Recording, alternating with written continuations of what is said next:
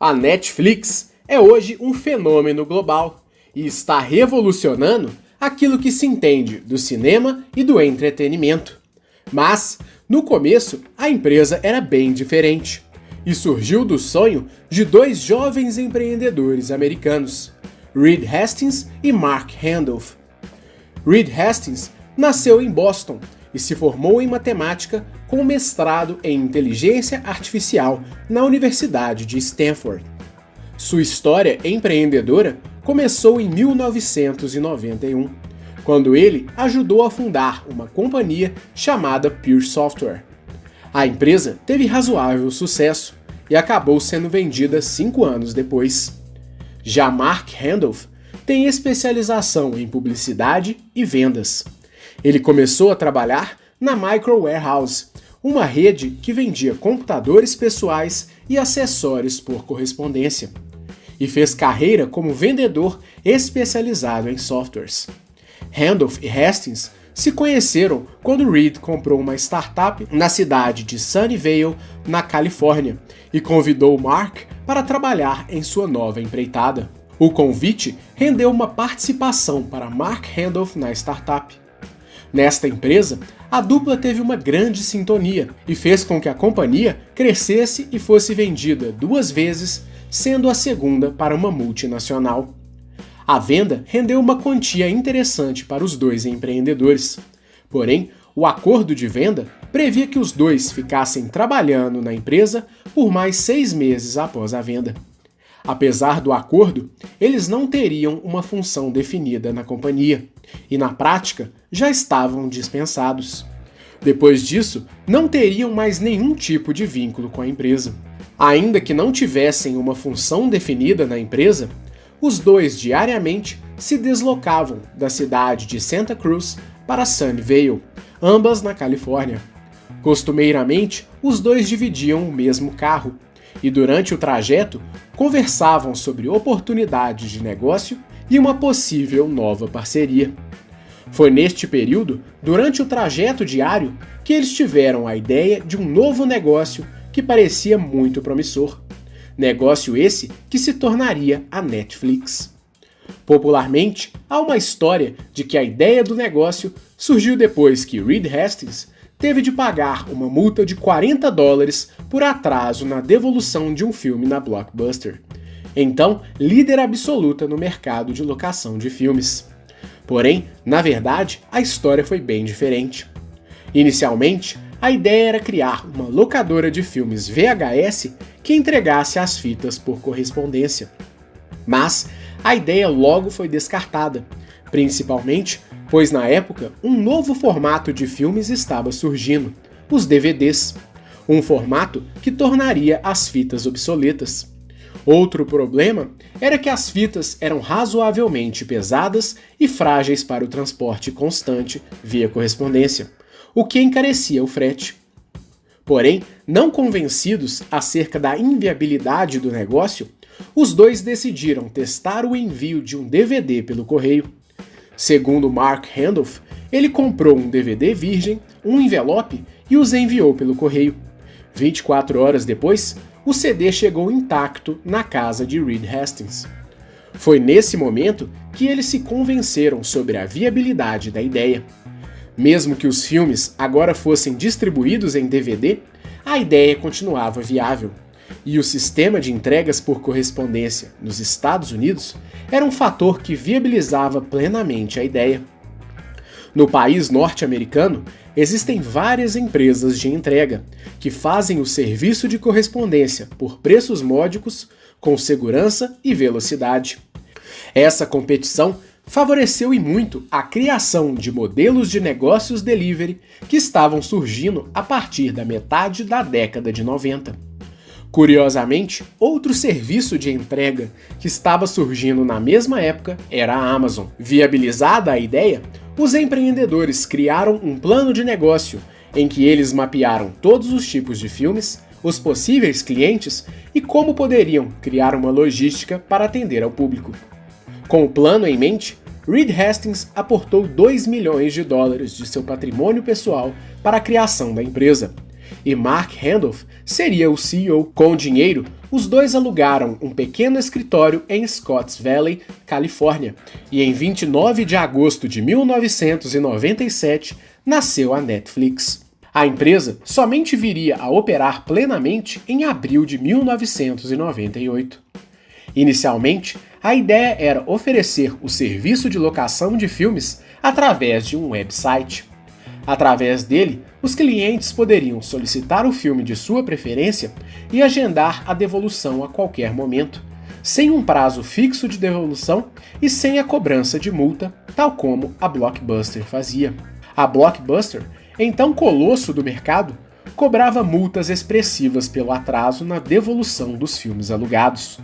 Em alguns casos, os clientes chegavam a pagar um valor de multa maior até do que o preço do filme, representando uma política lucrativa para a empresa. Além da ideia de locar filmes, a Netflix também venderia filmes em DVD, através de seu site. A ideia de venda de DVDs pela internet era uma inovação para a época, e de início representava quase a totalidade da renda da empresa. Porém, o mercado de DVDs pela internet teve uma saturação muito rápida, principalmente pela entrada de concorrentes mais estruturados, como a Amazon e o Walmart, que transformaram o mercado em uma constante disputa de preços. Vendo que a venda de DVDs era como trabalhar com commodities, os fundadores perceberam que o aluguel de DVDs era de fato o que poderia tornar a empresa realmente lucrativa e diferente. Já que o comércio eletrônico tinha margens limitadas, a locação seria um serviço com alto potencial de rentabilidade. Mas eles ainda tinham dificuldades de monetizar satisfatoriamente a ideia. Enxergando esse potencial, Hastings e Randolph decidiram focar em apenas uma única vertente: a locação de DVDs, algo que de início representaria uma grande queda no faturamento da empresa. A implementação da ideia foi quase imediata. Em apenas um dia, a empresa já estava operando somente em uma única frente. Porém, foram inúmeros testes para criar um modelo rentável e interessante para a companhia. No primeiro mês, foram feitos diversos testes, mas sem sucesso. Após o insucesso, os empreendedores entenderam que um mês era um prazo muito longo para a bateria de testes e que eles precisavam ser mais rápidos. Por conta disso, definiram o prazo de apenas uma semana para novos testes gerais. Porém, novamente sem sucesso. A cada bateria de testes, os empreendedores testavam várias ideias para atraírem mais clientes e tornarem a atividade mais lucrativa. Aos poucos, a bateria de testes era reduzida para 3, depois para 2 e ao final apenas para um único dia. Quando quase esgotadas todas as possibilidades, os empreendedores decidiram testar as últimas 3 ideias. Primeira, manter o DVD na casa do cliente e só trocar quando houver demanda, ao invés de manter um galpão. Segunda, criar uma playlist de filmes, de forma a entregar o próximo filme desejado logo em seguida, e assim já saber a ordem dos produtos a serem entregues. Número 3. Ao invés de ter de pagar pelo aluguel todas as vezes, eles criariam um serviço de assinatura. Aventadas as possibilidades, eles decidiram testar as 3 ideias juntas, e enfim tiveram êxito. Em poucos meses, o número de clientes multiplicou. Boa parte do crescimento se dava por meio de indicação dos próprios clientes. Mas nem tudo foram flores. Nos primeiros dias, era comum a queda do servidor por excesso de acessos, e os dois tinham que criar diferentes soluções para resolverem os problemas que apareciam. No primeiro dia de implementação da nova estratégia, foram feitos 100 pedidos, apesar do sistema ter sofrido com uma queda do servidor que mantinha o site. O modelo de negócios era extremamente promissor. O fato de a empresa manter os DVDs nas casas dos clientes, eliminando a necessidade de manter um galpão de estoque, fazia com que a empresa tivesse uma economia enorme. Além de não precisar de alugar ou manter um espaço, a empresa também não precisava de funcionários ou um sistema de logística de estoque para manter os DVDs, o que eliminava um custo substancial para a maioria das locadoras. Além disso, o sistema de assinatura gerava uma receita previsível para a empresa. Com o sistema, a empresa sabia que receberia mensalmente o pagamento de seus clientes.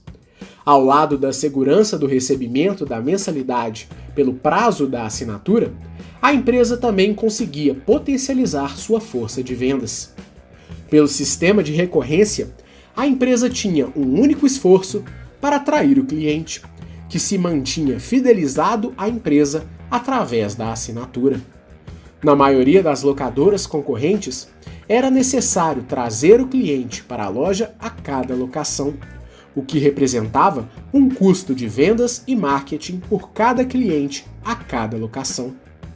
Eliminando esse custo de aquisição recorrente dos clientes, a empresa tinha um custo de aquisição de clientes reduzido e, por conta disso, uma lucratividade muito interessante.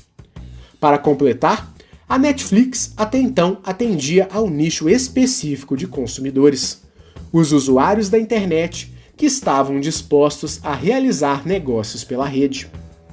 Algo que hoje é comum e recorrente era considerado um desafio na época. Porém, a Netflix aos poucos foi se consolidando entre estes usuários, que no final dos anos 90 começavam a se multiplicar e procurar novas soluções na web. Esse boom levou ao crescimento de várias empresas, como a Amazon, a American Online, o Yahoo e outras companhias que surfavam em um novo mundo conectado. Como pioneira no serviço de locação pela internet no mercado americano, fortalecida pelo aporte milionário de Reed Hastings em sua fundação, a empresa começou a chamar a atenção de concorrentes do mercado digital. O crescimento exponencial da empresa, seu baixo custo de operação, quando comparado às concorrentes com suas lojas físicas, seu pioneirismo e a inteligência operacional da dupla de empreendedores fez com que tubarões do mercado online sondassem a empresa para futuras ofertas de compra. Nesse meio tempo, uma empresa que crescia vertiginosamente formalizou uma proposta pela empresa, a Amazon. Após uma reunião com Jeff Bezos, Hastings e Randolph receberam uma proposta de venda de 12 milhões de dólares, um valor 6 vezes maior do que o investimento inicial de Hastings. E o mais impressionante, apenas um ano após a formalização da empresa. Porém, a oferta foi considerada baixa pelos empreendedores, e a Amazon seguiu com outras prioridades, avançando para o comércio eletrônico em diferentes ramos. Ainda assim, as duas empresas se tornariam rivais no mercado de streaming décadas depois. Já no ano 2000, um evento bastante particular envolveu uma possível venda da Netflix. Os próprios fundadores formalizaram uma oferta de venda para a Blockbuster, uma empresa bilionária na época. O preço fixado pela Netflix foi de 50 milhões de dólares. Após um namoro e uma série de avaliações, os executivos da Blockbuster acharam que a Netflix não valia o preço pedido e não avançaram no negócio. Para a gigante do mercado, a Netflix era uma empresa que apenas dominava um nicho de mercado, que não tinha grande potencial, o mercado online. Até então, a Blockbuster era líder absoluta de mercado e possuía lojas que pareciam galpões, com milhares de filmes, jogos, brinquedos e outros produtos. A empresa também vivia seu melhor momento, após ter aberto seu capital na Bolsa de Valores de Nova York e ter tido uma excelente capitalização em seu IPO. Enquanto isso, a Netflix passava por um momento de incerteza. Apesar de ter um enorme sucesso em seu mercado, a empresa temia por uma descapitalização, principalmente por conta do estouro da bolha das empresas.com. Além do dinheiro investido por Reed Hastings, a Netflix também levantou capital com investidores para atingir um crescimento cada vez maior e começava a passar dificuldades para honrar as expectativas do mercado.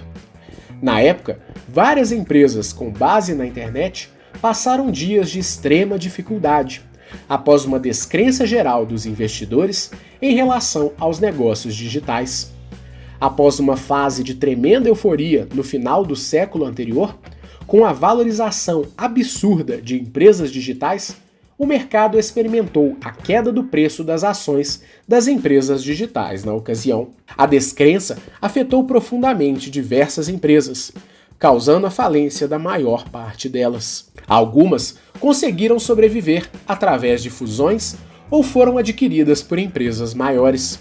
E as que ficaram por conta própria viveram dias de quase falência enquanto atravessaram o período mais turbulento deste mercado. Empresas como PayPal e Amazon também passaram dificuldades semelhantes às que a Netflix teve no período. Porém, ao final da negociação, os executivos da Blockbuster consideraram absurda a pedida dos fundadores da Netflix e preferiu seguir seu caminho. Curiosamente, na mesma época, estes executivos enviaram uma carta aos investidores da companhia, que dizia: a preocupação dos investidores em relação à ameaça das novas tecnologias é exagerada. O insucesso da negociação representou dias difíceis para a Netflix, que seguiu trabalhando intensamente e implementando algumas mudanças pontuais. Primeiro, houve a troca do logo da empresa, que passou a adotar o letreiro vermelho que usa até hoje. Além disso, em 2002, Mark Randolph deixou a empresa e o cargo de CEO passou a ser ocupado por Reed Hastings.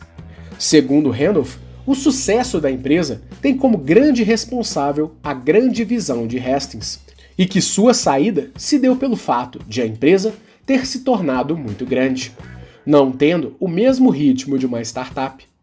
Desde então, ele se tornou investidor e auxilia na formação de jovens empreendedores. Ele também foi cofundador de uma empresa que trabalha com software de análise de dados.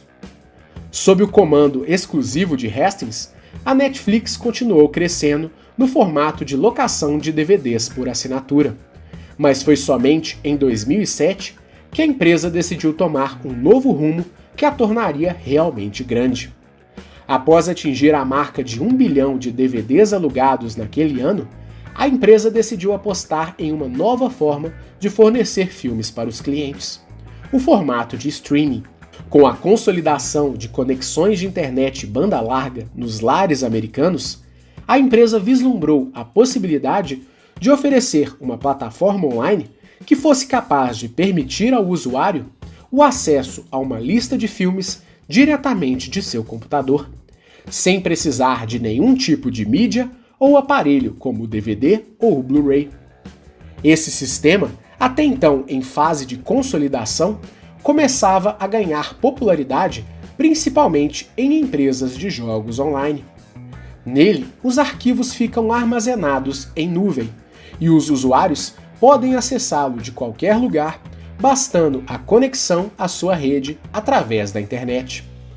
A possibilidade de oferecer os filmes digitalmente não só representava uma inovação gigantesca para os usuários, já que era possível acessar os filmes a qualquer hora e em qualquer lugar, sem ter de esperar a disponibilidade do filme ou ter de esperar a chegada da mídia, como também era uma verdadeira mina de ouro para a empresa.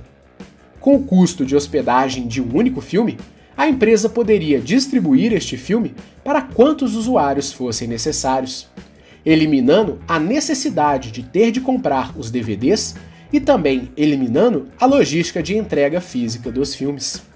Desse modo, com um custo praticamente fixo, a empresa poderia distribuir indefinidamente o mesmo filme. Logo, havia um descolamento dos custos da empresa em relação ao número de assinantes. Se até então ter mais assinantes significava um aumento de custos para a aquisição de novos DVDs, a partir dali os custos praticamente se mantinham, enquanto o número de assinantes e a receita da empresa continuava crescendo, formando um crescimento exponencial nos lucros. Esse rompimento fez com que a empresa alcançasse um novo patamar. E em 2010, a Netflix criou seu primeiro catálogo de filmes online, que logo também cresceu para a oferta de documentários, programas e séries de TV. Curiosamente, para manter o seu crescimento, a empresa acabou adotando o sistema de hospedagens oferecido pela Amazon, o Amazon Web Service, o AWS, colocando a Amazon mais uma vez na história da Netflix. A adoção do streaming deu a possibilidade de a Netflix oferecer o seu serviço para além dos Estados Unidos. Primeiro, a empresa chegou ao Canadá, ainda em 2010. Depois, a companhia foi crescendo para países da Europa e chegou ao Brasil em 2011. Atualmente, são mais de 190 países com serviço da Netflix. Graças a seu baixo custo, a empresa pôde prover preços módicos para seus assinantes, e ao chegar em novos países, a Netflix apostava em preços extremamente interessantes. Ao chegar no Brasil, por exemplo, a empresa cobrava apenas R$ 14,99 por mês. Enquanto ganhava o mundo, a empresa teve a ideia de deixar o sistema de locação por correspondência como parte de uma nova companhia, criando o Qwikster. A nova empresa seria responsável pela locação dos DVDs e o plano de assinatura seria cobrado à parte. Até então, a Netflix permitia que os usuários tivessem acesso ao serviço de streaming e de locação de DVDs, pagando uma única mensalidade. Porém, a nova iniciativa não foi bem aceita pelos consumidores, e a empresa abortou o plano do Qwikster em seu primeiro mês. Após o fim do projeto, a Netflix manteve o serviço de locação por correspondência, e há relatos de que o sistema ainda existe nos Estados Unidos, porém sem confirmação da informação. Além de contar com um catálogo de filmes, documentários, séries e programas de TV, o sistema de streaming desde cedo teve um enorme foco em entender o comportamento do consumidor. A plataforma tem um algoritmo que é capaz de identificar as preferências de cada usuário. De acordo com ele, o sistema tende a mostrar prioritariamente conteúdos que sejam mais parecidos com aqueles que o usuário habitualmente consome, buscando reter a atenção do consumidor por mais tempo e também visando oferecer uma melhor experiência para o usuário. Esse compromisso é tão grande que a Netflix chegou a fazer um concurso para que os interessados criassem um algoritmo capaz de identificar as preferências dos consumidores, recomendando novos conteúdos para os usuários. O prêmio do concurso era o pagamento de $1 milhão. A equipe vencedora conseguiu criar um sistema que melhorava a navegação dos usuários em cerca de 10%. Porém, tinha um custo alto de implementação, e a empresa decidiu engavetar a ideia. Conquistando cada vez mais novos clientes, a Netflix percebeu rapidamente que poderia enfrentar concorrentes em sua jornada. Primeiro, a Netflix apenas reproduzia conteúdos produzidos por outras empresas. Além dos filmes que eram adquiridos junto aos estúdios e às produtoras, a empresa também negociava os direitos de séries e programas com emissoras tradicionais. Por conta disso, a Netflix não tinha total controle do que era transmitido pelo seu serviço, estando à mercê das negociações junto aos estúdios e emissoras. Além da necessidade frequente de negociação, a empresa também identificou que os estúdios e corporações de televisão e mídia poderiam criar seus próprios sistemas de streaming, concorrentes à própria Netflix, como de fato ocorreu, com serviços on-demand e também recentemente com o lançamento da plataforma da Disney, o Disney Plus. Para completar, a Netflix percebeu que poderia encontrar concorrentes diretos, como hoje existem a Hulu, o Amazon Prime Video e a própria Disney Plus. E, portanto, a Netflix precisaria se diferenciar e oferecer conteúdo exclusivo. Nesse cenário, a companhia decidiu criar seus próprios filmes, séries e documentários. Desse modo, a Netflix passou a investir pesado na criação de conteúdo original. A primeira série foi Lilyhammer, que conta a história de um mafioso em uma cidade pequena da Noruega. Já em 2013, foi lançada a maior aposta da empresa até então, a série House of Cards, que contava com o premiado ator Kevin Spacey.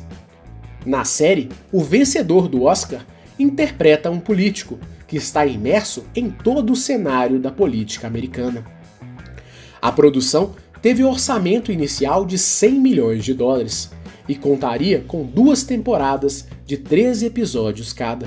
A série foi um enorme sucesso e teve 6 temporadas, sendo prejudicada por uma série de acusações contra seu protagonista. Além do sucesso de público e crítica, a série também ganhou prêmios no Globo de Ouro e no Emmy. A Netflix também se notabilizou por comprar os direitos de séries famosas que foram descontinuadas por seus estúdios originais, dando uma espécie de segunda chance para várias séries, como Arrested Development, The Killing, 3 é Demais e Gilmore Girls. Já nos filmes, a empresa criou uma vasta seleção de conteúdos originais, contando com diversos atores e diretores premiados de Hollywood. Neste ano de 2020, a empresa emplacou grandes sucessos como A História de um Casamento e O Irlandês, dirigido pelo premiado Martin Scorsese. Os filmes, inclusive, estão concorrendo em várias categorias no Oscar deste ano. Curiosamente, enquanto a Netflix criou seus conteúdos originais, ela também comprou uma briga com o mercado do cinema em todo o mundo. Várias empresas e artistas do cinema tradicional acusam a empresa de estar acabando com o cinema tradicional. A polêmica tem levado a uma série de boicotes aos filmes e documentários da empresa, inclusive em premiações importantes como o Oscar.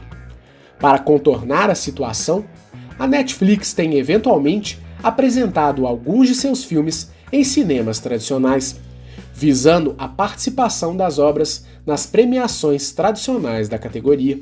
De toda forma, a Netflix segue revolucionando o mercado, exercendo uma influência que vai até mesmo em negócios físicos, como os cinemas de todo o mundo. Com um foco enorme no cliente, a empresa continua criando inovações e conteúdos voltados a tornar a experiência do consumidor cada vez melhor. Para isso, até mesmo um sistema complexo de inteligência de dados é usado na empresa, sendo capaz de coletar a preferência dos usuários da plataforma. Essa coleta de dados tem sido usada não somente para a melhoria da plataforma, mas também para a criação de conteúdo original, como, por exemplo, a criação da série Stranger Things, que se tornou um enorme sucesso e está em sua 3ª temporada. Rompendo barreiras e limites, hoje a Netflix está presente em todo tipo de dispositivo inteligente, podendo até mesmo ser assistida quando o usuário não está conectado à internet. E a empresa promete continuar inovando. Ao todo, são mais de 150 milhões de assinantes em todo o mundo, e um faturamento anual superior a 11 bilhões de dólares. E a tendência é que este número aumente cada vez mais. Enquanto isso, a Blockbuster, antiga concorrente da Netflix, declarou falência em 2014 e hoje possui apenas uma única loja, que funciona como uma espécie de museu. Ao final, parece que a preocupação com as novas tecnologias não era assim tão exagerada. Essa é mais uma história que merece ser contada em nosso canal. Lembrando que estamos produzindo diversos conteúdos gratuitos em nosso canal. Para continuar recebendo o nosso conteúdo gratuito, se inscreva em nosso canal e acione o sininho das notificações para receber as nossas atualizações. Esperamos que você tenha gostado, um grande abraço e até a próxima!